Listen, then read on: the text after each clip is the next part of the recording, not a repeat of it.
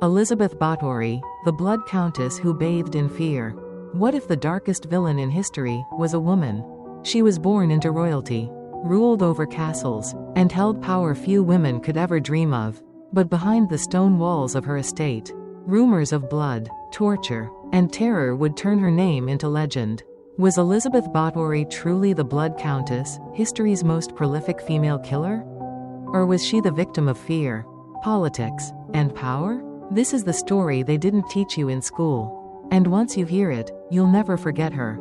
She was born into nobility, raised in privilege, and known across Hungary for her beauty, wealth, and power. But behind the castle walls, something far more sinister unfolded, something that would earn her a name whispered in horror for centuries: the Blood Countess.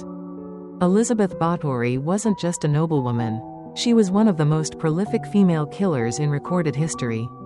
Accused of torturing and murdering hundreds of young girls, bathing in their blood to preserve her youth, she became the subject of dark legends, chilling rumors, and countless nightmares. But was she truly a monster?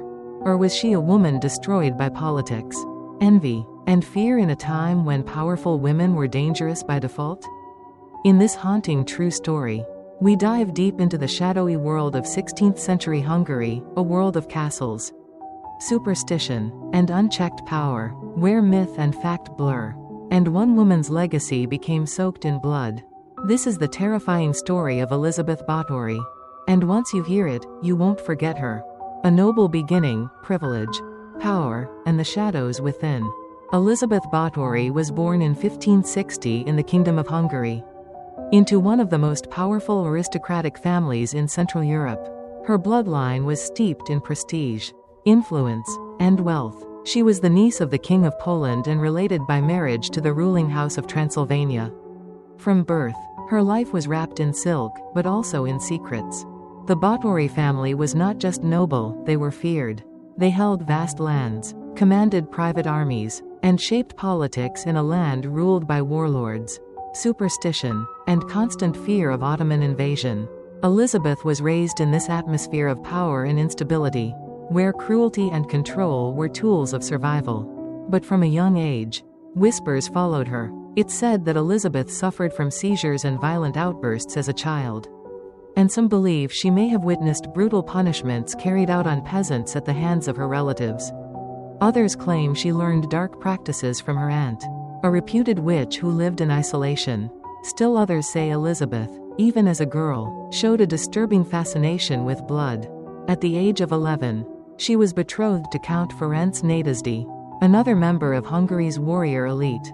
Their union wasn't about love, it was strategy, wealth, and military power. When she was just 15, she moved to Castle Sziszeg, her new home. There, while her husband was away leading battles against the Ottomans, Elizabeth ruled the estate and its servants with absolute authority. And something inside her began to shift. The nobility protected their own, and servants were disposable. To a countess in the 16th century, punishing a servant harshly, even fatally, was rarely questioned. But Elizabeth took punishment further. Stories began to emerge of young servant girls beaten, stabbed with needles, left to freeze or burn. At first, these were rumors, but they didn't stop. They grew, and so did the body count. Behind the cold stone walls of Castle Sziszeg, the blood of girls stained the floors.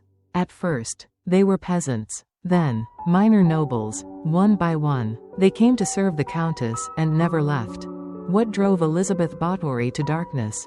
Was it madness, cruelty, or something far more calculated? This was just the beginning. The killings, the rituals, and the blood legend. By the early 1600s, Castle Sziszeg had become more than just a noble estate, it was a place of whispers and dread. Servants disappeared, blood was cleaned in the dead of night, windows were shuttered, and Elizabeth Báthory, still elegant, still respected, ruled over it all like a queen cloaked in darkness. The rumors were growing harder to ignore. Village girls were lured to the castle with promises of noble service. Some were sent by their parents, believing their daughters would have a better life in the countess's household. But behind those grand stone walls, these young women were beaten, tortured, mutilated, and never seen again. Witnesses claimed Elizabeth would bite chunks of flesh from her victims, sew their lips shut, or drive needles under their nails. But most chilling of all were the tales of blood rituals. According to one infamous legend, after striking a servant girl so hard that blood splattered onto her skin, Elizabeth believed her flesh looked younger, more radiant. That moment, they say, sparked an obsession, an idea that bathing in the blood of virgins could preserve her youth. Did she truly bathe in blood? No trial record confirms it, but the story stuck and grew into legend. Whether literal or metaphorical, her thirst for blood was undeniable. She began to run out of peasant girls, and in a shocking escalation, started targeting daughters of the minor nobility, young women of higher birth. That was her mistake, because now, powerful families wanted answers. Still, Elizabeth felt untouchable. She was a Báthory. Her husband, Count Ferenc Nadezhdy, had died years earlier, but she still had allies, wealth, and a fortress of silence built around her. No one dared accuse her publicly. Until one man did, Georg Thurzo, the Palatine of Hungary. In 1610, he led a raid on Castle Sziszeg. What they found was horror. Some say they discovered mutilated bodies. Others claimed girls were chained to the walls, barely clinging to life. Blood, bones, torture instruments. The scene was something out of a nightmare. Elizabeth was arrested, but never put on trial. A woman of her rank could not be publicly shamed in court.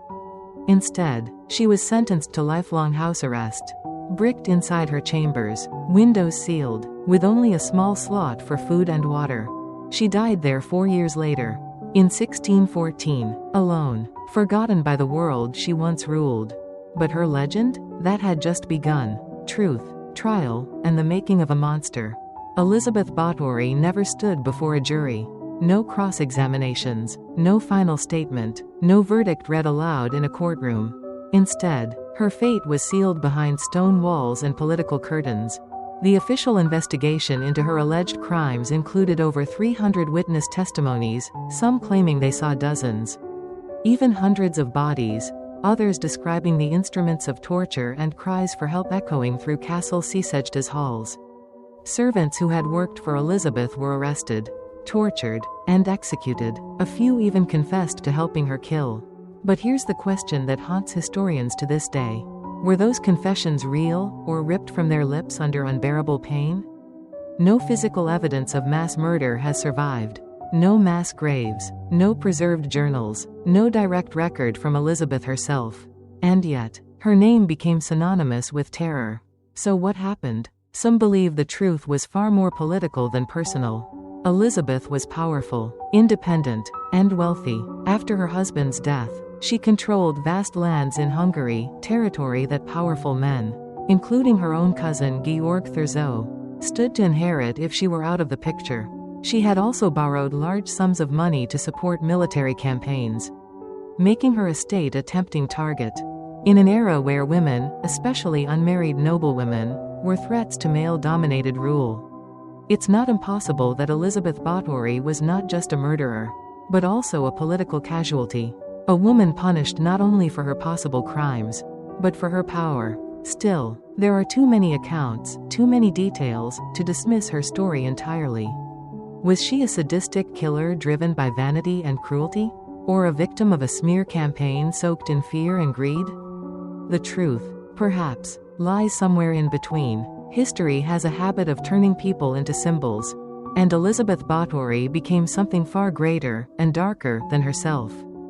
A monster, a myth, a mirror reflecting society's deepest fears of women with power, legacy, blood, fear, and immortality. Centuries have passed since Elizabeth Báthory was bricked behind her walls and left to die.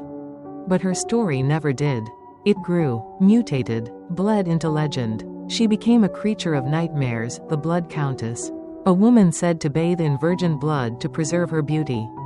She was whispered to be a vampire, a witch, a demon in noble disguise.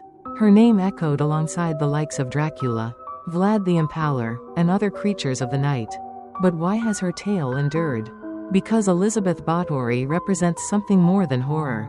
She stands at the crossroads of power, gender, and fear. A noblewoman who ruled without a man beside her.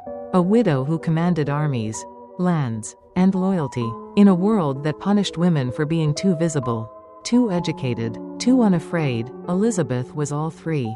And so history turned her into a monster. It's easier to believe in bloodbaths and torture chambers than to admit that power in a woman's hands has always been threatening. Perhaps she committed unspeakable crimes. Perhaps she was framed. Or perhaps she was both a killer and a symbol.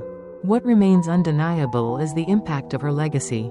Books, operas, films, and Gothic tales have kept her alive, centuries after her bones turned to dust. From horror novels to heavy metal lyrics, from Dracula-inspired lore to feminist retellings, Elizabeth Báthory is a figure the world can't forget. Because she isn't just a villain. She's a question, a mirror reflecting the world's darkest fears. What happens when a woman refuses to be silent? Cleopatra ruled with elegance. Joan of Arc burned with belief. But Elizabeth Báthory? She haunts us because we're still not sure if she was evil or just inconvenient. In the end, she didn't find immortality in blood. She found it in legend.